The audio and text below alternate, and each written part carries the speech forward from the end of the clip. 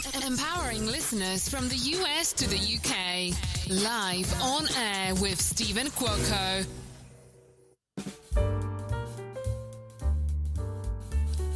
Good morning, good afternoon, and good evening, no matter where you are in the world.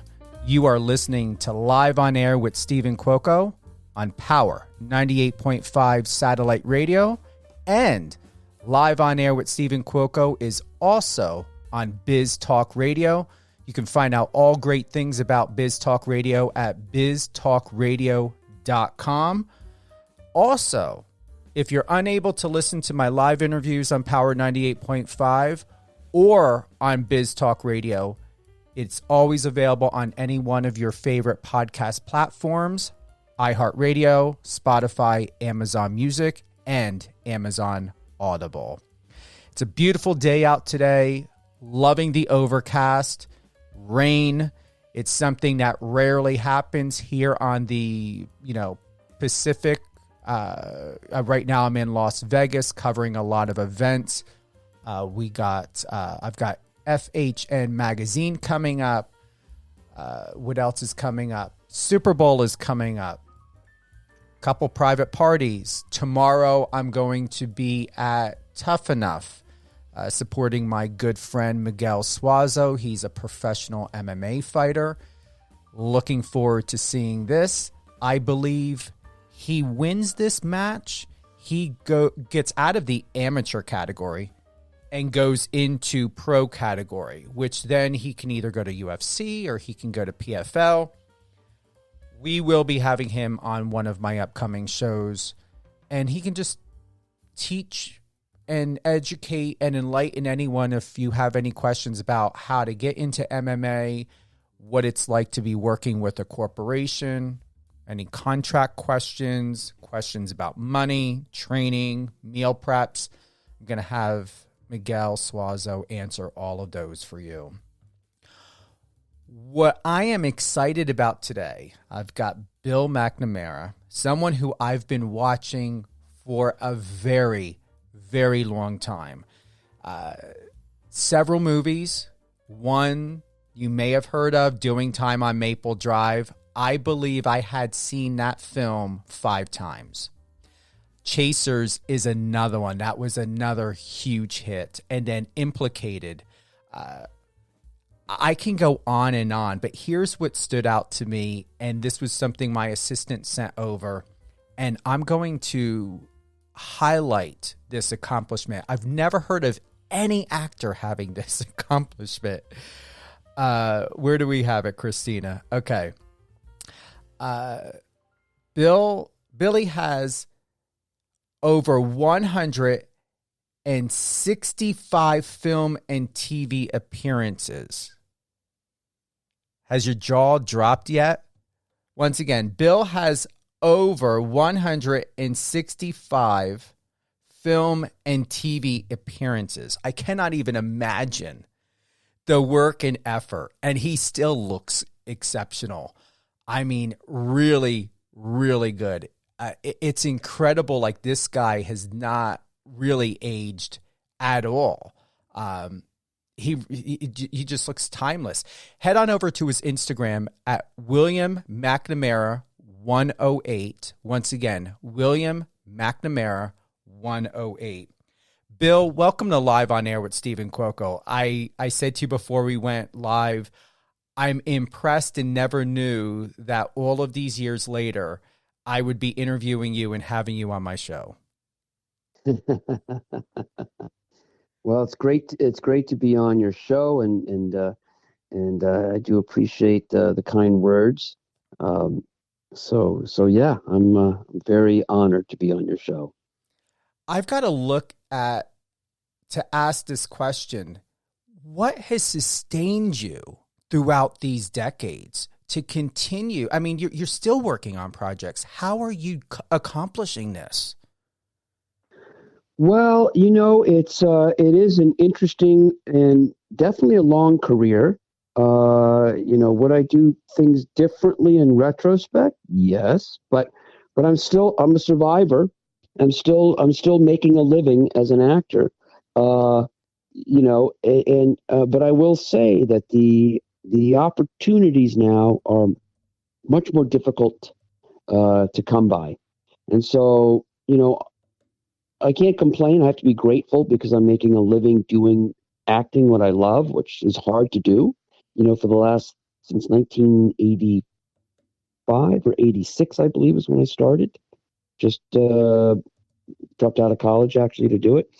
And so it's been great. The 90s and early 2000s were fantastic. I was getting great opportunities. But as you get older in this town, and it's funny. I had like I had a drug problem. I'm sober now. I'll have 19 years in March, which is amazing. So 1 month from now, I should have 19 years if I make it. but but anyway, that really got in the way of the focus and the groundedness that you really need. And I was auditioning in the 80s and 90s against all these guys from Brad Pitt to Matt Damon to Chris O'Donnell. We were all I was more New York, so I was up against Christian Slater a lot and people like that. But I did move out to LA, and then it was always the same guys. And and I never understood that getting older, or you really got to stay focused and on the ball 100% of the time. So if you take your eye off the ball, it's such a competitive field. It's like becoming an Olympic athlete and medaling, whether it's a bronze, silver, or gold. That's how competitive I think this world is. And so a few times I took my eye off the ball, and then trying to get back in the game. And then when you're younger, it's easier to get back in the game because youth is like the most important thing to Hollywood, and which makes sense, So anyway, that's a long-winded answer or response to what you said, but yes, it's been a long career, and now I do a lot of like these Lifetime movies or these movies that are really meant for just video release, whether it's Netflix or Amazon. So, for example, I'm going to do a movie in Kentucky in mid-February, and with Mel Gibson and Stephen Dorff, and I think Ruby Rose. I'm not 100% positive. And so, but again, these are these lower budget movies where most of the money is spent on the bigger names, and then you have very little money to shoot the film. Well, I hope you're in the category, Bill, of being that big name. And also, as I shared with you earlier, you've got my support. You're now part of the family. You don't need to have an accolade. You don't need to have another, movie to have something to talk about. I believe what's more important is that someone who's professional like you, who has a story where you've accomplished a lot, you've overcome a lot in your life, you're being transparent, not knowing whether or how comfortable you are about that. It's just, we as a public feel that throughout the years, and I shared this also with you, that journalism has taken such a shift because of media companies. The industry has taken such a shift. The way casting is very different. As you had said, not a lot of money is left for production. Distributions require at least an A-list or B-list actor to even consider putting it out there and getting it on Amazon or Netflix or whatever other subscription or a free platform possibly. Are you, with all of your efforts, Bill, do you feel of everything that you've accomplished and have gone through so much that you are proud of yourself to still not only be working, but that you're still here and you're still able to have these conversations and you're still able to inspire people? Doesn't that move your heart? Oh yeah, absolutely it does. Oh yeah, and that's the real reason why I do it. Absolutely, because as you mentioned, there's not a lot of money left for the middle class actors anymore, so it is very difficult.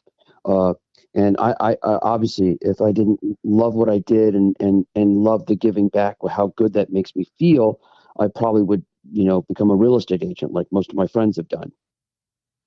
Are you, if I may ask, are you considered that middle class actor, or are you placed in that space of Mel Gibson and all of that? Because I would assume that you are considered and would be respected as a top tier actor. Would you like to Well, expand? no, that's actually, yeah, I wish that was true, and what happened was, and I didn't, you never realize this at the time. Of course, hindsight, they say, is 2020, obviously, right? So a lot of these actors that they'll hire for these movies, and they get paid well, um, like Stephen Dorff, for example. I was in the same category with him in the 90s. We were kind of neck and neck all the time, and, it's each other at auditions and stuff like that. You have to be in one or two major hits or one or two major TV shows. So, actually, for me, I turned down the replacement. I was outright offered to replace Johnny Depp when he left 21 Jump Street. Uh, and I should have done it, right? I was offered a role on Beverly Hills 90210. I was offered the Andrew Shue role on Melrose Place. And so I was really, in the 90s, really focused on, film, and wanted to be a movie star, so to speak. And that's what my agents wanted me to be. So I was being groomed for that place. And, in the 90s, it wasn't so easy. It was harder to transition from television to film.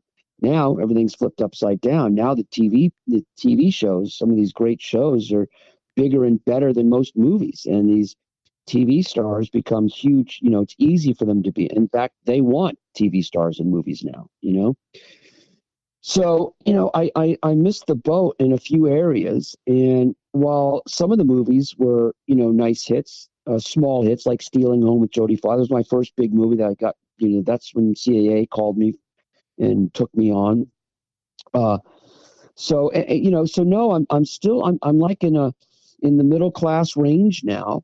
And it's also, there's a lot of stuff going on that people probably aren't aware of. And uh, a few years ago, the Writers Guild, this is before the writers' strike and before the actors' strike, the Writers Guild sued the big agencies, in particular CAA and William Morris Endeavor, right? So they sued them for two issues, and everybody forgets about the second issue. But the first issue was CAA and William Morris were packaging about 80 to 85% of television in Hollywood. So what that means, when they're packaging it, they're actually the producers of the show. So how they were having a conflict of interest, the writers accused them of having a conflict of interest, because how are they going to produce the show and then negotiate on their client's best interest? It's very hard to do. So the writers are like, hey, you either have to be the agents or the producers. You can't be both.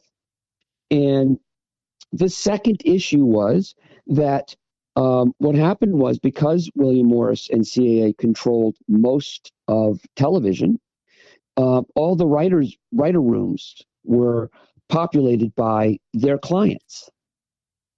So that means if you're not with one of those two big agencies, no matter how good of a writer you are, you'll never have a chance to make a living as a writer, because CAA and William Morris will populate all the openings with their clients. And that's a good thing for, if you're a client of CAA, that's fantastic. If you're not, it's not good. So that was the second issue. And I believe the Writers Guild, they won the lawsuit. I think everybody settled, and CAA and William Morris finally signed on to some agreement. But the thing that everybody misses, in my opinion, is it's the same thing for actors. So in the late 80s and all through the 90s, early 2000s, I was with those big agencies, and I benefited nicely from them. It was fantastic. But as you get older and you're not bringing in a lot of money anymore, those agencies drop you. It's a business decision, nothing personal. So what happens is I'm with a smaller agency now, and they only get 15% of the television that's being made.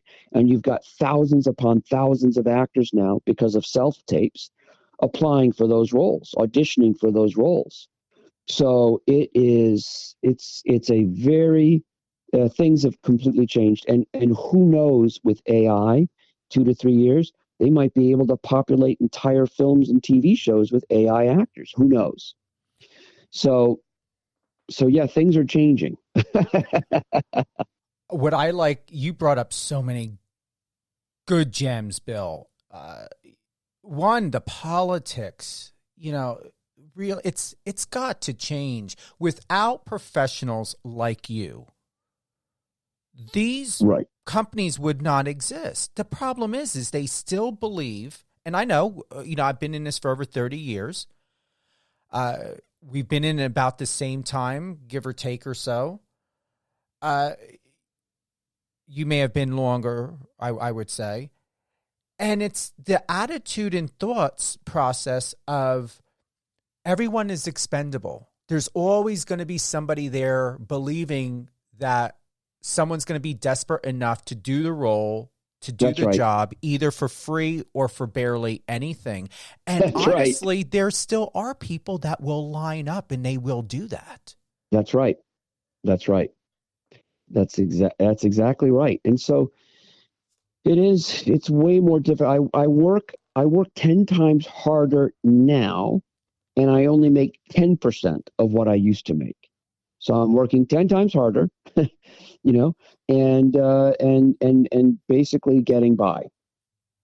And I'm lucky and grateful for that, by the way. That's good. I'm shocked.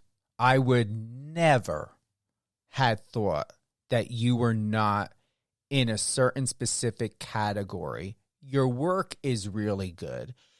You did incredible films in the 80s and 90s that I remember. I've never heard or could recall someone speaking horrible about you in the media. Once again, Right. not from my perception. I don't remember you having any sort of TMZ scandal about you. And with, all the film and TV appearances, it's like, that should say a lot that you would be hired for that many projects, no matter what the project is, to be hired for that many projects, to be involved in that many projects would speak volumes that if there was something discrediting about you, or if anyone was concerned about your reputation, you would have never have accomplished that. I don't even know if there are some A-list actors that have been in that many roles or appearances. Yeah, I don't know either. And yeah, I've definitely proven myself time and time again. And I've shown that I've got range. I mean, who knows? I have no idea. And by the way, I just sent you, I wish I would have sent it to you earlier. I just sent you the sizzle reel, which is different from a commercial trailer, film or TV trailer. Commercial trailers are a minute 30, 2 minutes long. I sent you the sizzle. It's called the sizzle reel. It's 4.5 minutes long. So it's a lot longer than most, but it represents 300 minutes, 10, 30-minute episodes of a series that I wrote and directed. And so the good news is, though, is making me lean and mean caused me to go out there and put together my own TV series. And it's actually pretty good. And anybody that sees the trailer, and you can post that trailer anywhere, or the sizzle reel, you can post it if you have anywhere to post it, you'll see. I did a good job. So it forced me to change my approach. And it actually, when you get a challenge, if you meet the challenge and you take it on, and you don't look at it as an obstacle or a defeat, but you take the challenge and you convert that challenge into energy, and from that energy you make something. And I did. And so it opened up a whole new world for me, and I never knew that I was a good writer. And I've gotten a couple of gigs from hired to write a couple of projects just from people seeing the sizzle and seeing episode 1, for example. And so it actually, there's great news behind all this. It's not all sad and sorrowful, It forced me to do something, and it's a comedy. And so, for years I was plagued with, I'll tell you another interesting story. In Hollywood, you're plagued with stereotypes, and your agent really wants to focus on what they think you're good at. And they really want to capitalize on that, right? So if you're a sitcom actor, agent wants to get you into sitcom after sitcom after sitcom, which is good, by the way. If you're a dramatic actor and you're good at it, which I was or am, they want to get you in those roles repeatedly. And I remember I used to always tell people I'm funny. I think I'm funny, and I want to be sent, audition. I want to audition for comedies. My agent would say that's just not your thing, man. You're not funny, but you're a very good dramatic actor, Billy. So let's focus on that and make some money. And so for years, I never got my shot. I never, I got that. I never got the comedy shot. So I said, you know what? Life has dealt me these cards. The career is kind of not super good. So what do I need to do? Well, my dream is to be a comedic actor. And I'm going to make my own star in my own series. And so used a lot of my own money. Then a good buddy of mine came in and financed the rest. And it's like a dream come true. I mean, not many people, my entertainment attorney, who represents a lot of big writers, said, Billy, there are not many people in this town that have shot 10 episodes independently. And they're pretty good. And he said, so you've done something that 99.9% of people in this town have never done, are not able to do. And I have no idea how you did it. And I'm very proud of that, right? And so the other thing is that another quick story to give you some insight. So when I did Stealing Home, it's a coming of age movie with Jodie Foster. And I'm coming of age in it, and it's a very dramatic film. My father dies, and I lose my virginity to Jodie, and blah, blah, blah. So it's like this very heavy-duty dramatic film, and it did pretty well. Not as well as it should have, but it did pretty well. And I still have fans from people from 30 years ago. Whenever I post something about Stealing Home on Facebook, I get 100 people. Oh, that's my favorite movie. I grew up on that song, and blah blah blah blah. And so, but for years after Stealing Home, I played the boy next door, the sweet innocent boy next door who loses virginity. And so for years, I wanted to go on like edgier roles. And every time my agent would call the cast director and say, hey, Billy would really like to come in on this project. And the cast director would say, well, Billy is like the boy next door. He's just too soft. He can't play a role like this. He's too soft. And so that was the feedback we get, and I get denied. So then, out of the blue, a director hires me to play a serial killer in a big movie with Sigourney Weaver and Holly Hunter and Harry Connick, Copycat, right? Out of the blue. I didn't even audition for it. I'm like, and I thought to myself, I wanted to play the detective role that Dermot Mulroney got, right? But I'm like, a serial killer? I don't think I could play this, because I bought the hype. I bought the fact that I'm a boy next door and I'm too soft. So, but the director's like, no, I think you could do it. And I'm like, okay.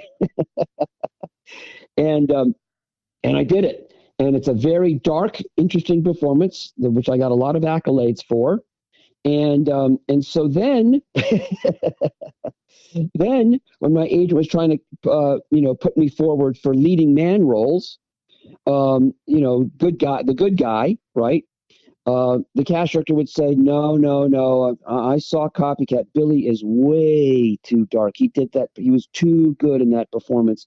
Billy is a very dark person, very edgy and dark, and he just doesn't fit the bill for this. I'm sorry.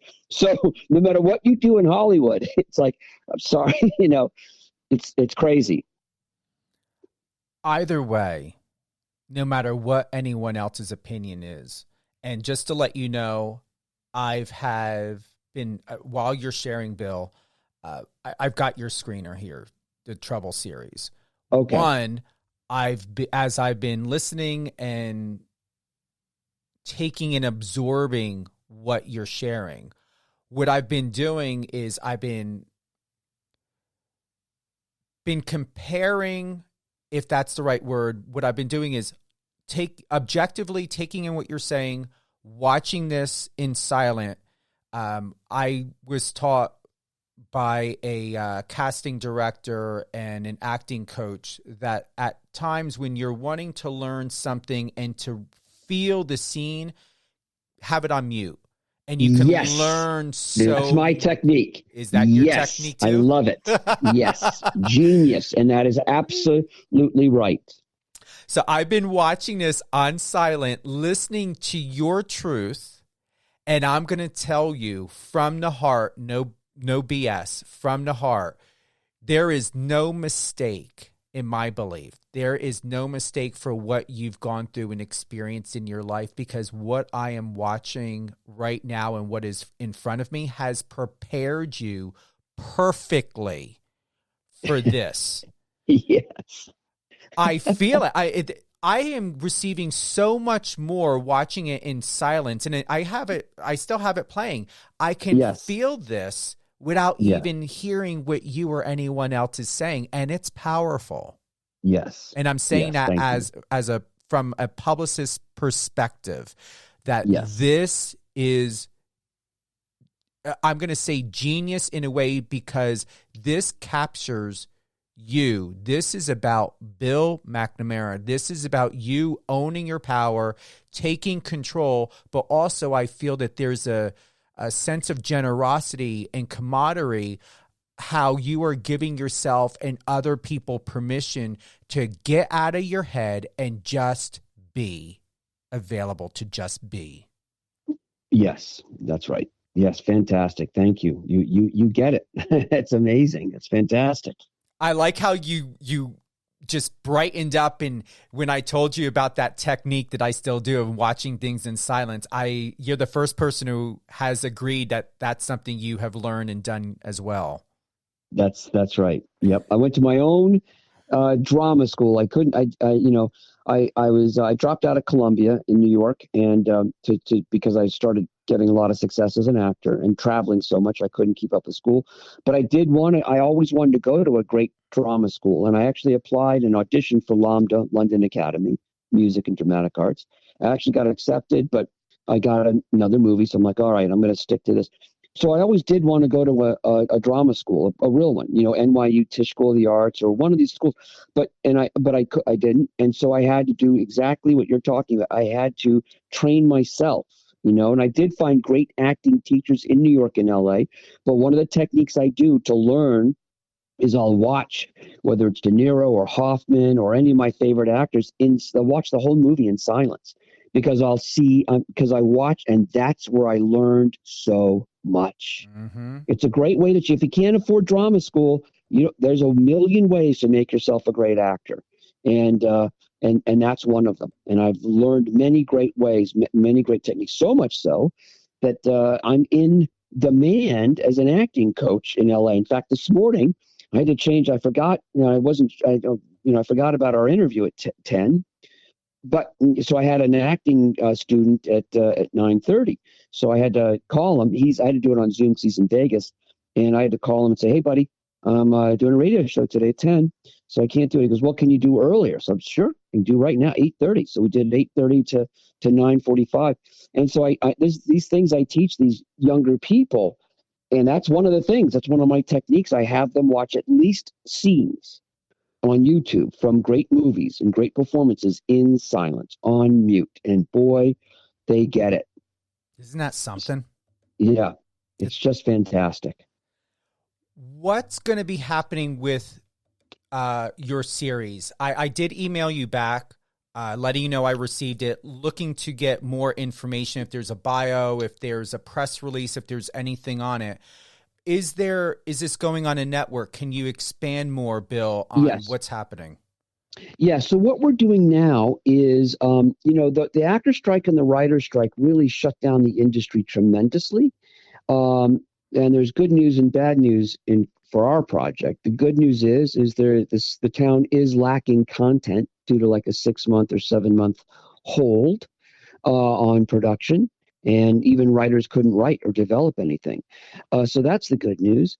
And so me and my partner, Randall Battenkoff, the actor who's also in it, he stars in it. He's a good friend of mine. He's a phenomenal actor.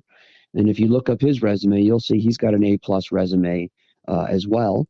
And so what we would like to do now is we are putting together a package that we can start shopping. We have the sizzle reel. We have a compilation of a couple of really good scenes, and we also send out, in case they want to watch, we send out episode 1, 5, and 10.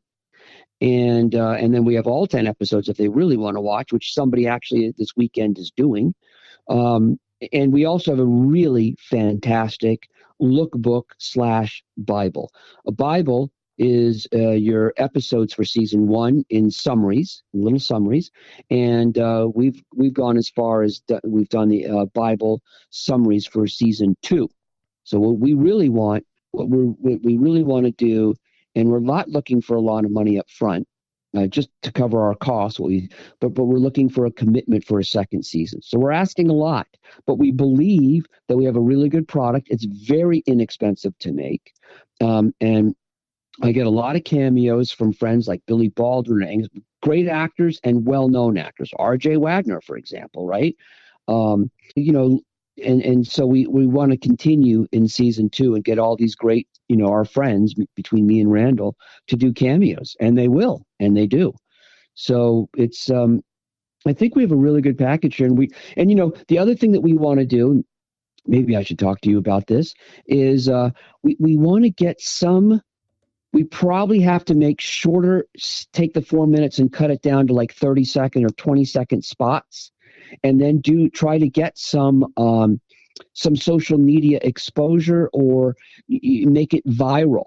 And that'll actually make the platforms and the studios and from Showtime to Netflix to Hulu to Tubi's doing original content.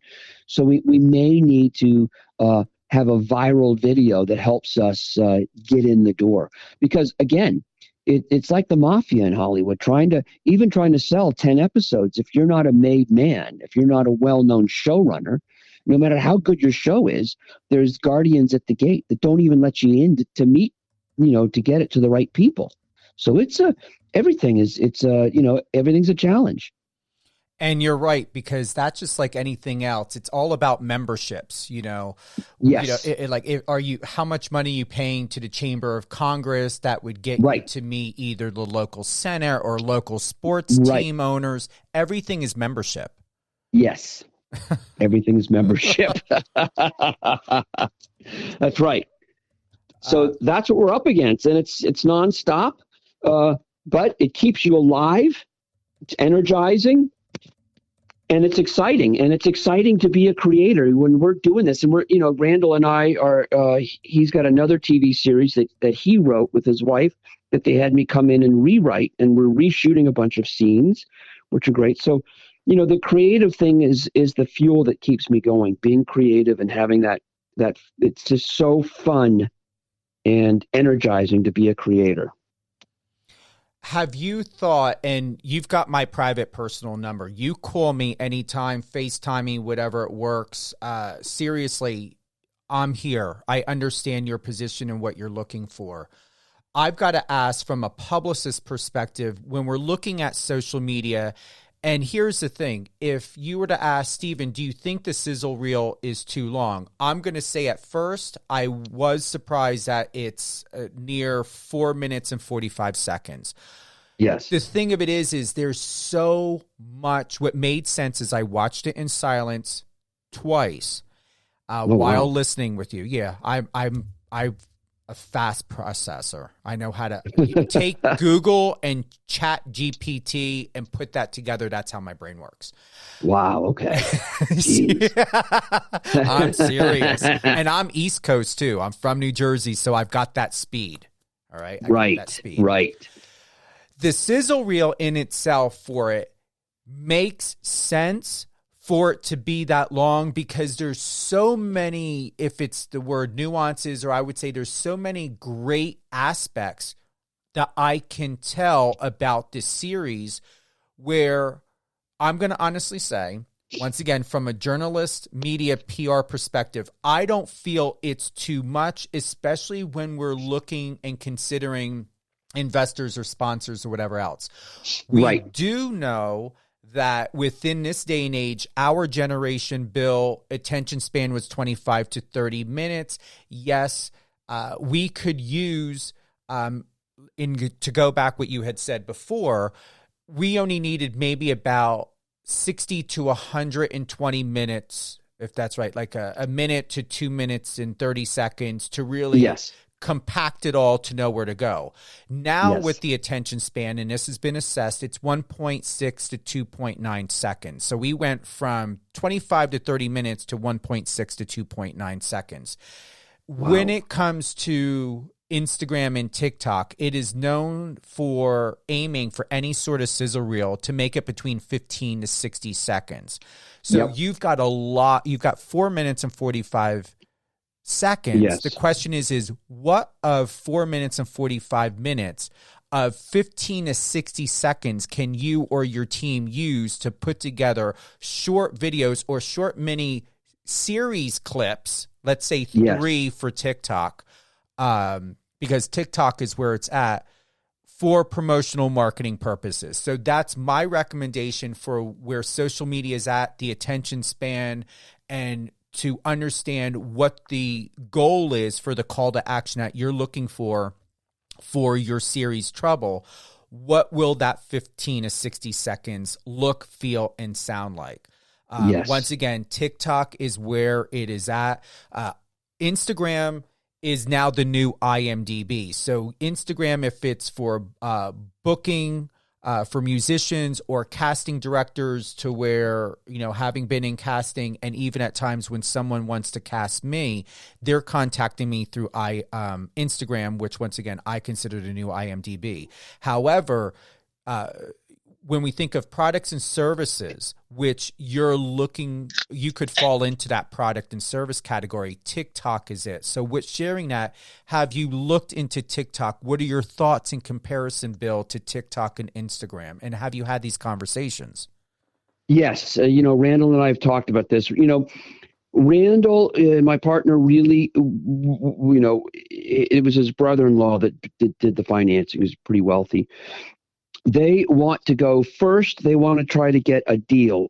So it's like original content, like Tubi, for example, and they pay us something and we get a dedicated 8 to 9 slot.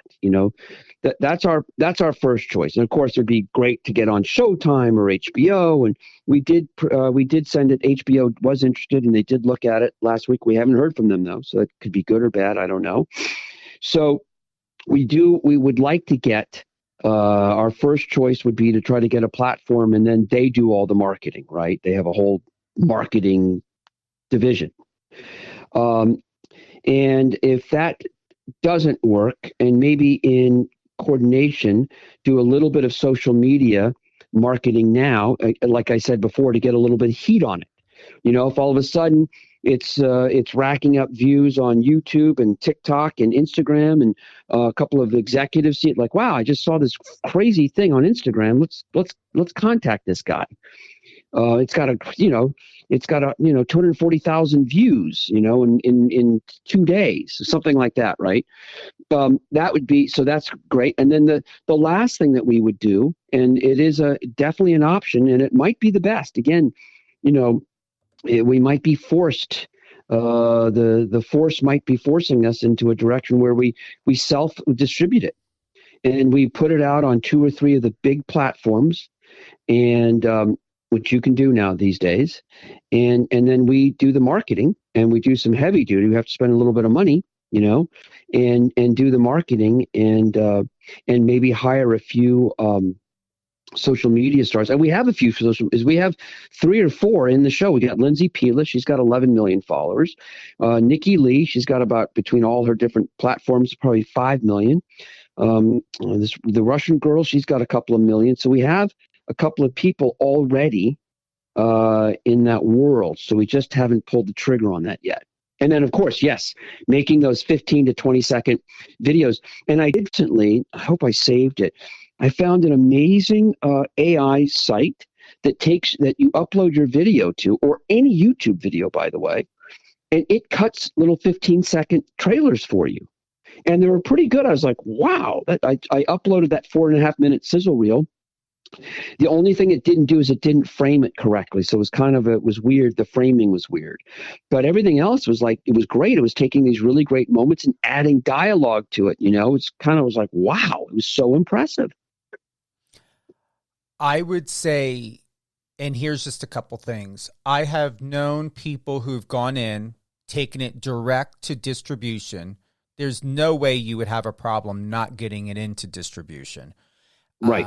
And then look at, all right, if you get it into distribution, most people go directly and they first go to Amazon. What would that mean? All right, you would have the branding of Amazon. You would have the support system knowing, all right, it's self-funded, depending on who you notify, how much of your back-end story of putting this together, Bill, how do you plan on working that into press, media, your EPK, any of your pitches, offer for investments or such? How do you want to look at that? Because honestly, the answer you need to have for the question you, Bill, and your team is, how long do you want to keep this on a shelf? And when is it going to be the right time? Because you've also got to think about financials. Quarter, we're in the first quarter right now. Most of the time during the fourth quarter of the year, there could be extra cash, and there are major companies or people who want certain tax write-offs, certain investments, certain titles, certain positions, and they're going to be more free at distributing their funds during the fourth quarter. First quarter is a little bit different. So do you want to do it? What do you want moves you want to make now? Is it during the time of, we're still depending on the region, Bill, in that winter series. So are people going to be more inclined? Are they still shifting through what's on demand now? Or as we get more into spring and summer, what does that look like? We've got people are already starting to travel. I'm currently here in Las Vegas. We are now going into season. This is a time where the weather is perfect, not too hot, not too cold. Most people are not sitting around right now just watching TV. They're out prospecting for new work, new jobs, new opportunities. Moving is huge around this time of year, especially here in Vegas. And being from the New York, New Jersey area originally, I would think that something like your show, if it were to come out on Amazon or Netflix, could be something great. But I also know Netflix is not putting any money into marketing and advertising. So what does that mean? You place your project, Bill, with a certain distribution company and getting it out there on whatever specific platform. What are they going to do for you? Is it just going to sit there and, like you said, you're going to have to create an infrastructure of you doing your own marketing and advertising? And lastly, I've got to ask, did you guys create a story arc, or are you planning on creating a story arc, something for either social media or to build up for those investors or sponsors? Well, we definitely, yes. That's why I send 1, 5, and 10, these finished episodes. We have a real solid, very powerful story arc. And season 2 does as well. It carries on. So we have that. And we have a couple of elements in our in the show. And oddly enough, a couple of areas. So one is the Billy's sidekick is his dog Boo, played by my dog Twinkie. And so in that thing, basically, she's a pit bull, right? And she's got a heart condition. So Billy, for the first half of the show, it's Billy's trying to get his dog a heart transplant, and it's he's living in the car with the dog. So it all doesn't look well for Billy. But the good news is, taking a sip of water, sorry. The good news is the pit bull, I don't know if I've spoken, if you know about this, but I'm very big in the animal rescue world. I had my own show with Allison Eastwood on Nat Geo. We used to rescue exotic animals for the camera. And I've been doing dogs and cats and all sorts of animals for the last 25 years. I was a crew member on Sea Shepherd, which is a direct action anti-whaling organization. And I've done a lot of pit bull rescue. And Allison Eastwood, she has a Eastwood Ranch Foundation where we rescue dogs, and I'm on the board, and we do a lot of pit bulls. So the pit bull community, believe it or not, if we put together clips of short clips, and sort of we propagate them on the different animal sites. And there's pit bull Instagram things, there's TikTok pit bull, there's YouTube pit bulls, Facebook, millions of followers. People either love pit bulls or they hate them. And the people that love them like crazy. It's a craziness, right? It's a cult. And it's global. I mean, I know pit bull organizations from Thailand to New Zealand to, you name it, they're all over the world.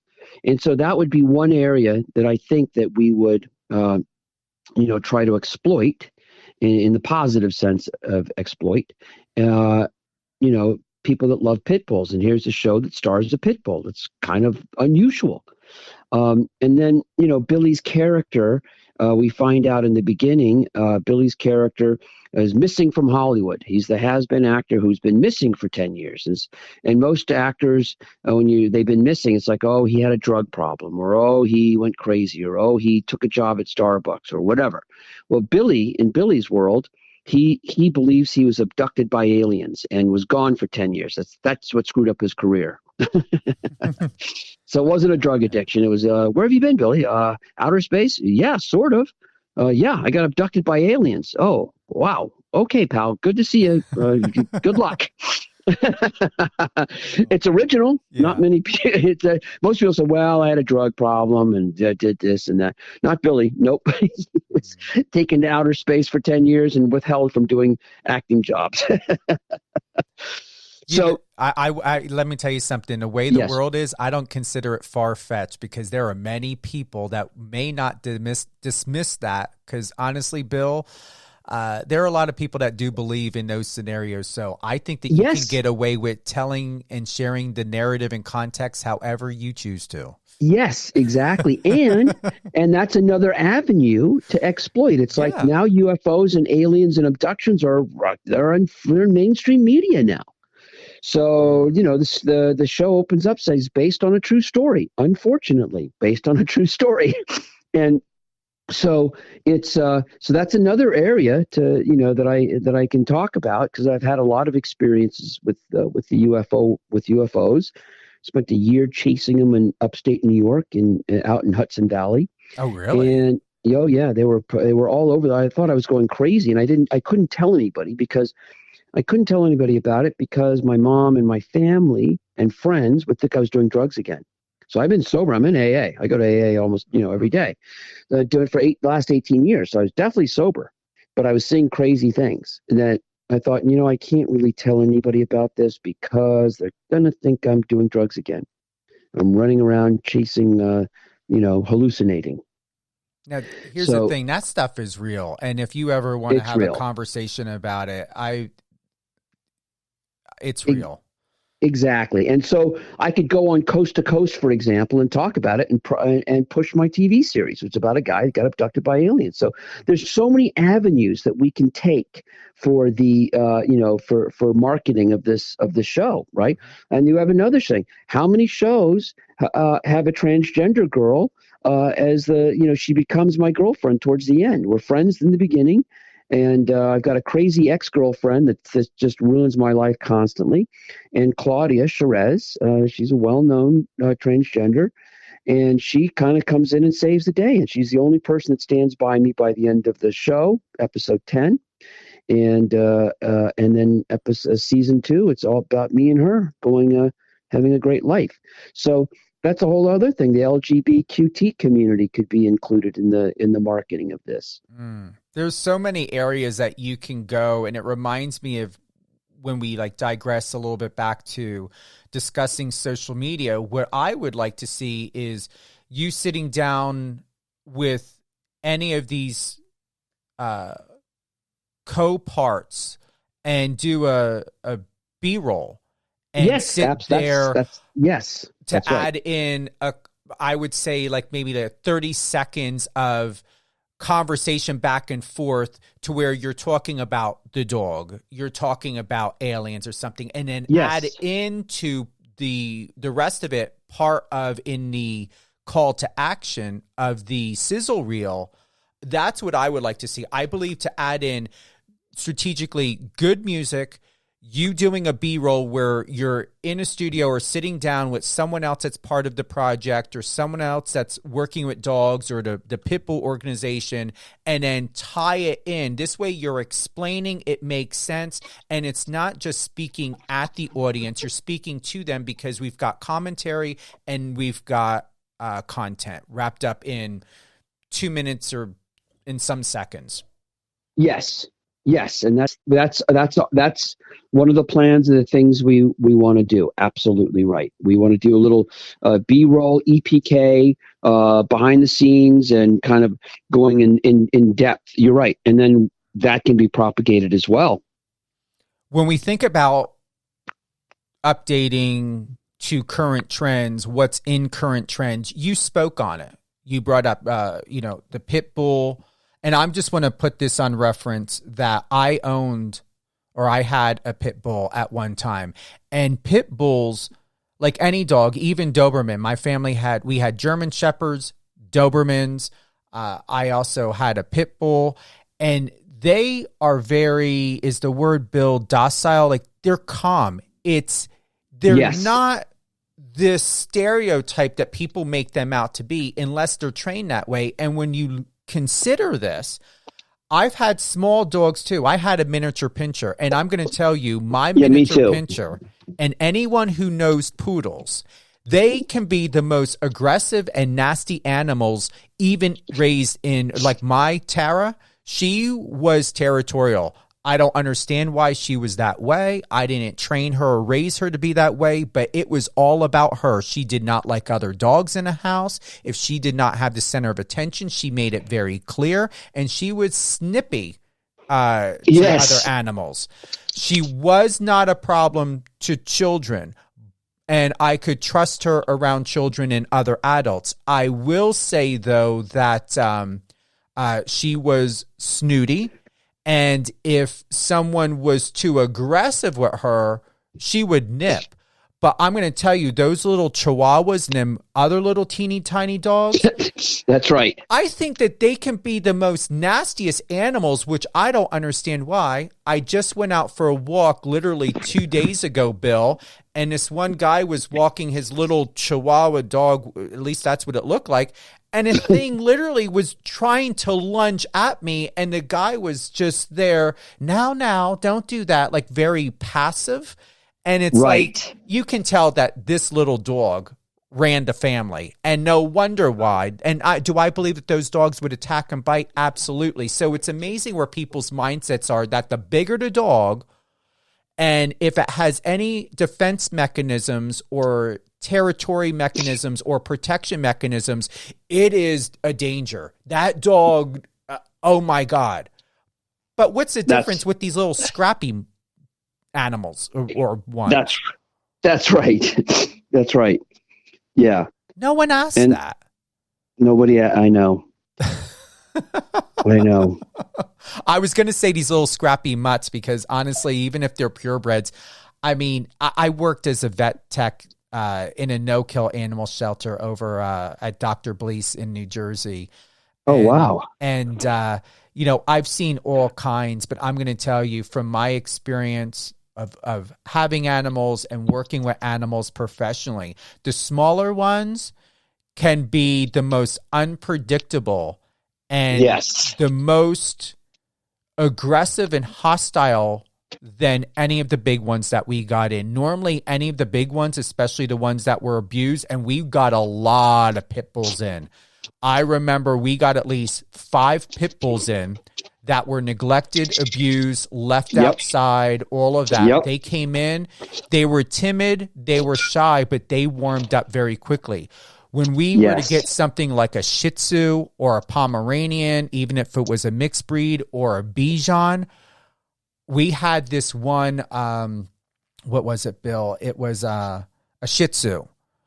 He would not. It was unfortunate. The owner left one of them shock collars on it. And for some reason, the dog, it got embedded in the skin to where we had to surgically remove it out. And what was unfortunate is barely anyone could get near this dog. It was myself and one other female. We were able to walk him and pick him up. In the beginning, he didn't bite at me, but he let me know, depending on where I picked him up, to where he would defend himself. But it got to where they asked me if I could take him home because they did not want to euthanize him. But he was so unplaceable and definitely could not be around other animals or children, to where I thought to myself, I couldn't take him home, and I wasn't equipped at the time. And I did have another animal. I actually had a cat and my own dog in the house. And I was like, I would love to take him. But the question is, am I going to do him justice to bring him into my home, knowing that I most likely would favor my other two animals for their well-being, knowing that they were here first? And if I bring him in and he attacks or gets aggressive, or, I don't want to be keeping my one dog out and having to put him in a cage to avoid, coming home and finding that both of them tore each other up. It's very, very hard. And a lot of times, and where I'm going with this is, people really need to consider and to be responsible, especially not only for potential good homes for these animals, but there are a lot of people that will take pets because they're cute and adorable, or they want to do something nice, and being ill-equipped, not educated enough in this area, and then they put that animal in the environment, and then it's the animal that suffers and is traumatized all over again. And a lot of times this happens with pit bulls and larger dogs more often than not than the smaller, because people assume because they're coming from the vet, they're coming from the shelter, they're coming from the SPCA or whatever, that they are, they assume that the animal is already trained and know better. But a lot of times these people don't read the animal bios, they don't pay attention, or they lie. I'm going to repeat that, and you may know this, Bill. They will lie and not let the office or the establishment or business exactly what the home environment is until they get home, and then they come back wanting to turn the dog in and ask and be like, yeah, he attacked my son. Well, we have on the information and description, the animal is not meant to be in a home, and we don't advise where there are children. You did not tell us you had children. We asked you if you had children, and you didn't answer, or you said no, and end up lying, taking it home, and then come to find out when they bring the animal back that they do. That happens a lot out there. But once again, the animals get retrained within trauma, and no one considers the damage and takes responsibility of doing this because they want to just have another pet. That's right. Yep, that's exactly right. And the pet's going to suffer from it. Mm-hmm. Yeah. Yeah, the rescue world is a crazy world. It'll wear you down.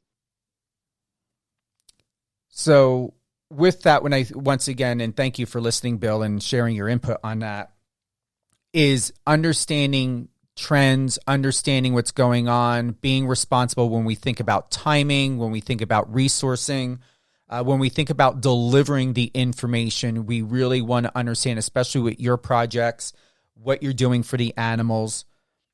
We want to know exactly, to be able to have the opportunity to get the full story and to be able to know our options of how we can support you, Bill, your project, the animals that you're working with.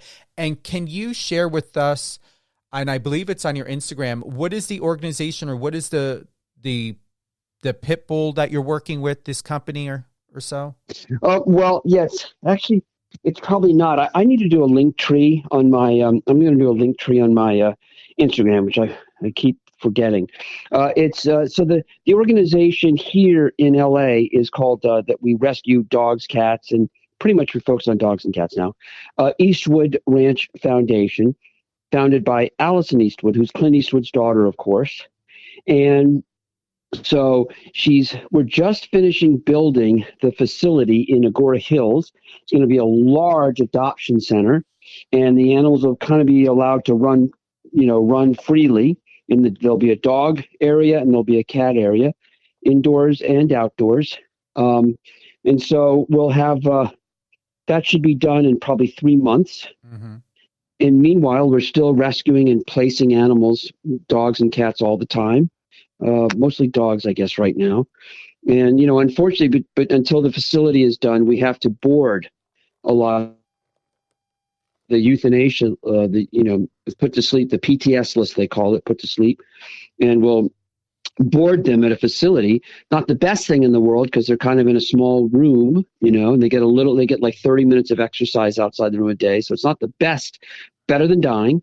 And then we try to get them adopted by, marketing it on, putting it out there on Facebook and just our general word of mouth community that we have a pretty good relationship with. So, we have that. And so that's basically what we're doing. And and I got to put the Eastwood Ranch on my link tree. Once again, we've got Bill McNamara. He is an actor. I would say your title is also producer, correct? Producer, writer, director, financier. Yes, I'm doing all that now. Yes, it's great. And hopefully one day he doesn't have to resort to becoming a real estate agent or realtor. Right. Especially in this market with the interest rate so high. It's not going to, nobody's making money right now in that world. Bill has accomplished and has had the distinguished opportunity of being in over 165 film and TV appearances.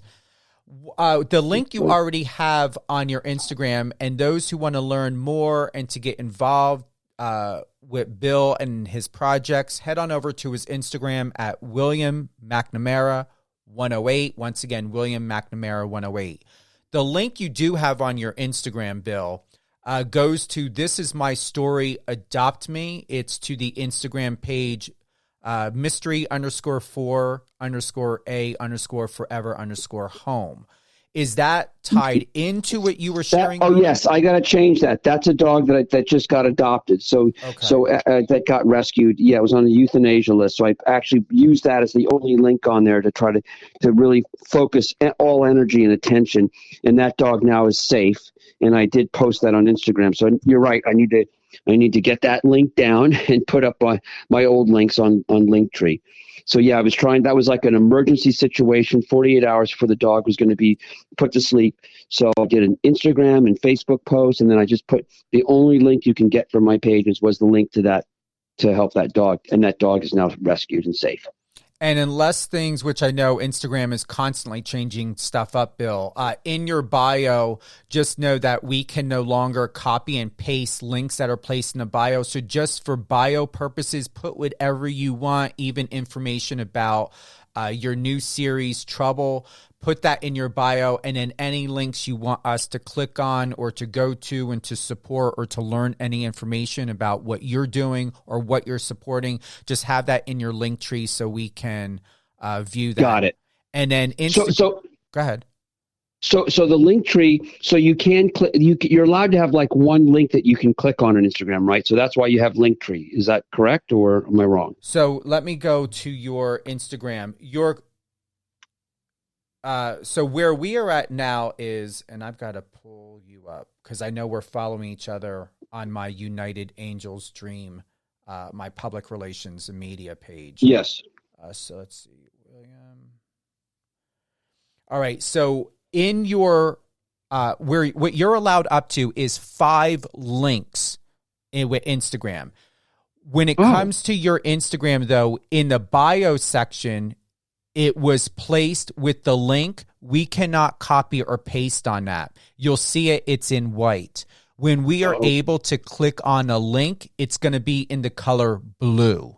So when you go to your Instagram page and you click edit profile, you would see it'll go name, username, pronouns, bio, and then links. you can add up to 5 links as well as your Instagram profile page. So any links you want us to click on, even to add in, you can add in your link tree, and then you can add in 4 other links if you want to do something for adoption or whatever, but it has to be in blue. So what you would need to do, Bill, is to go in and remove that Instagram My Story for a Forever Home out of that, because that's placed in your bio description. We can't copy, paste, or click on that. We only can click on what's in the blue, and it will have that link icon to the left. So when you go into edit profile on your Instagram, take that link out, add your link tree, and then you can add up to 4 other links. I see. Okay. Gotcha. Because there's no description about you except it has your name, and then you pick a category of who you are, and it says that you're an actor, but you have absolutely nothing in your bio description except for a link we can't copy and paste or click. Okay. See how this worked out? Yeah. So you're allowed up to 5 links now. Before, you're right, it used to be only 1, but you can now maximize your Instagram page, Bill, to go wherever you want. You can add in your the link to Trouble, your series Trouble, and then you can put a title in there. So you add the link. I believe when you go in there, I'm going to go to mine. When I look in links, you put the URL first, so you can add in the Vimeo to the reel, and then the title of it, you can put Trouble Series or whatever you want, or View Trouble Sizzle Reel. Got it. Okay. Fantastic. Well, it's been a learning lesson. I'm here for you anytime. Like I said, things are always changing, especially on Instagram. And if you were to ever do TikTok, because you're not on TikTok right now, are you? I am. I don't have much on there, and I haven't dedicated any time to it, but I'm on there just as a placeholder, yes. Okay. So TikTok, you're only allowed 1 link. So whatever is going to be your main and primary link, if it's the link tree and whatever you want that's in that, use that for TikTok. Instagram, you're allowed up to 5. Just know whatever you want that's most important, that takes primary, have that be first, and then whatever else next within those 5 options. Okay, got it. Whew. And if you need me to send or text that stuff over to you, I can, or we can get on another call and walk through it. Oh, fantastic. Yeah, I might need a little help once I sit down and start focusing on it. Absolutely. Yeah. We can do that. No worries. It's not an imposition. And when I offer, I take responsibility. So there's not going to be any excuses of, I don't want to disturb you. No, I don't play. Listen, I delegate like you. We're in a position to where we can delegate our own time. We're working on our own behalf. Yep, that's right. I'm not going to give that. And if I'm unavailable, I'll be like, hey, listen, are you available at this time? There's no reason why not to be accommodating. Okay. Just to recap, once again, I've got Mr. Bill McNamara, actor, producer, writer. We are talking and have talked about his incredible and most, I'm going to say, successful, and it will be and should be the most talked about, his new series, Trouble. We talked about, supporting animals and pit bulls, and Bill's involvement with helping animals when we think of placement, and looking about rehabilitation, and how he's an incredible support system for these young beauties that deserve and need a loving home. Also, once again, incredible accolades, how Bill has been in over 165 film and TV appearances. Some of my most memorable memories of Bill is doing time on Maple Drive. I know that received huge accolades when it came out. Chasers was another. Implicated is another. Something to Believe in. I believe another one was Trapped, memory serves me correctly. And then Natural Enemy with Donald Sutherland was another. I remember that one. But most importantly, my favorite, all-time favorite to date, to today's date, Bill, is still Doing Time on Maple Drive. It is a very good, I'm very proud of that TV movie. And, directed by Ken Olin, starring Jim Carrey. I mean, it's a great cast. Jim Sicking. Phenomenal cast, phenomenal people, had a huge impact. To this day, I get people saying, "Thank you so much." When I was a kid, I was thinking of committing suicide, but that movie came on. I was able to show it to my parents, and I didn't have to kill myself. So that's the greatest gift that you can. I mean, it's like, wow, I can't believe I helped somebody in that way just by doing this TV movie, But that's I've had so many. I mean, hundreds of people come up to me or send me emails or Facebook messages or whatever. Unbelievable. Listen, it's still timeless. It's still relatable, and I'm going to honestly say I'm glad that you mentioned about Jim Carrey, because what I don't understand is it seems to have been a lost commodity of how much depth Jim Carrey has, to where when he came out with his later films, the comedies, it's almost as though no one in the media, or from what I remember, recognized and shared how incredibly talented he is within the drama sector. And what I love most is it's so well done. It's still relevant today, the storyline, as you had shared, Bill. It's relatable, and still it's a topic that some people are now wanting to talk about, may talk about. Some people are scared to talk about it. This is the thing, and it's something most often, Bill, that I get asked is, and after working in mental health as well for 15 years, is what do I recommend? And from my own past trauma and things that I've been through and that I've experienced in life, is don't be scared to ask for help. And there are still a lot of people in this world that, whether it's their religious beliefs, their own belief system, pride, ego, it's all still, the root is based in fear of rejection, alienation, right. Because Yep. It has been made very clear that if a person is not an asset or a resource or of a certain healthy mindset, there is a lack of care, of empathy and compassion to share towards someone else that is not at their best in life. And people, for the most part, have gotten extremely soft and careless when we think about empathy and human compassion. That's right. You're right. 1,000%. It's a good message. Is there anything that you would like to add, that you would like to expand on at all, Bill? Whether it's, recapping more about your new series, what you're looking for, social media, what would you like to talk about? No, I tell you, I think that was a pretty comprehensive conversation. I can't believe how comprehensive it was. We really we covered a lot of topics there. Any upcoming projects in addition to the Trouble series, or is that basically? I just finished a thriller horror movie called Healing Towers, and I play a psychotic, serial killing psychiatrist. Oh, really? So we just finished that in November. So that'll take 2 to 3 months, I think, to do post-production, called Healing Towers. And then February 15th, I go to Kentucky. I'm doing a movie called Gunslinger. With Mel Gibson, Stephen Dorff, and I'm not 100% sure, but I heard Ruby Rose, but I'm not 100% sure. Okay. And that's in February. Are there planning on any of these projects at all, Bill? Is there going to be red carpet? Is there anything happening in LA? Any premiere? We've definitely got to get you back on Live on Air with Stephen Cuoco. Anything at all that we should get prepared for?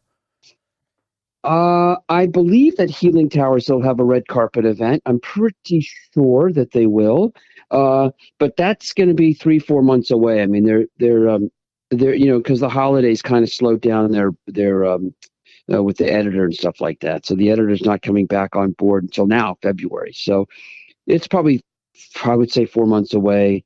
And then Gunslinger, I think that's just going straight to Netflix. I don't think they're going to do a.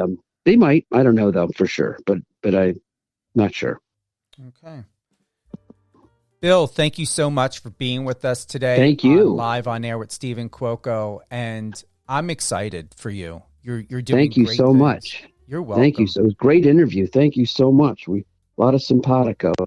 And this is the longest interview I've done in, I would say, let me see here, probably maybe about 6 months or so. I haven't done an interview this long, and it just flowed so much. And as you know, and now have the experience, and most other people know, I don't force it. I don't pre-plan anything. It's all organic. You don't know what questions are going to be asked. And that's right. It just unfolds naturally. Yes, that's exactly right. Do you want to hold the line real quick, Bill, as I close out, and then we'll just have a private closing? Okay. Yeah, sure. Any closing thoughts or shout-outs you would like to give at all, Bill? No, not really. Just to all the pit bulls in the world, I'm coming for you. I'm coming to get you. Don't worry. Hold on. Thank you, Bill. Thank you to everyone who's joined us today on Live on Air with Stephen Cuoco. You can always listen to my show on any one of your favorite podcast platforms, whether it's Amazon Music, Amazon Audible, as well as Spotify and iHeartRadio.